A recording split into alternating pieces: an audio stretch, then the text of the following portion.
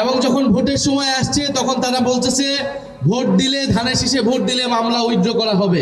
একটি দল তারা নির্বিচারে সারা দেশে মামলা দিয়েছে এবং ফ্যাসিস্টদের নাম করে মামলা দিয়েছে এবং এই মামলা বাণিজ্য করেছে।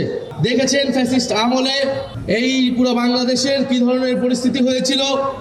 আমরা চাই না বাংলাদেশটা আগের মতো হোক। আপনারা আগে যেই দলই মতই করে থাকেন না কেন, আপনারা শাপলাকলির নেতৃত্বে, এনসিপির নেতৃত্বে নতুন করে সংগঠিত হন, শাপলাকলিকে জয়যুক্ত করুন।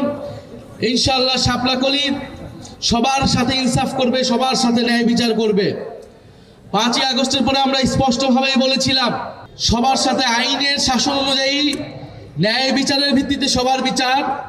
যারা অপরাধী, যারা ফ্যাসিস্ট রয়েছে তাদের বিচার নিশ্চিত করা হবে। যারা অপরাধের সাথে যুক্ত ছিল না, গণহত্যার সাথে যুক্ত ছিল না, এমন কারো প্রতি কোনো ধরনের অবিচার করা হবে না।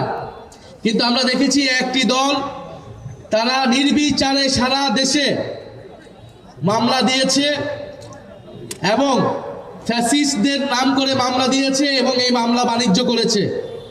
কালার এক্সপার্ট এবং মাইল্ড অন হ্যান্ডস টেকনোলজি সমৃদ্ধ অরিক্স অ্যাডভান্স ডিটারজেন্ট পাউডার আপনার লন্ড্রি এক্সপার্ট। এবং যখন ভোটের সময় আসছে তখন তারা বলতেছে ভোট দিলে ধানের শীষে ভোট দিলে মামলা উইথড্র করা হবে। ফলে এটা একটা স্পষ্টই প্রতারণা। এই প্রতারণা তারা তাদের ইশতেহারও করছে। আপনারা এর আগে 31 দফার কথা শুনে থাকবেন।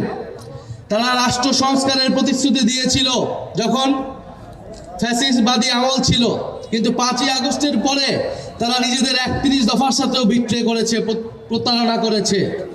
সেই 31 দফার দাবিও তারা মানে নাই। যখন সংস্কারের কথা বলা হয়েছে সেই সংস্কার তারা মানে নাই।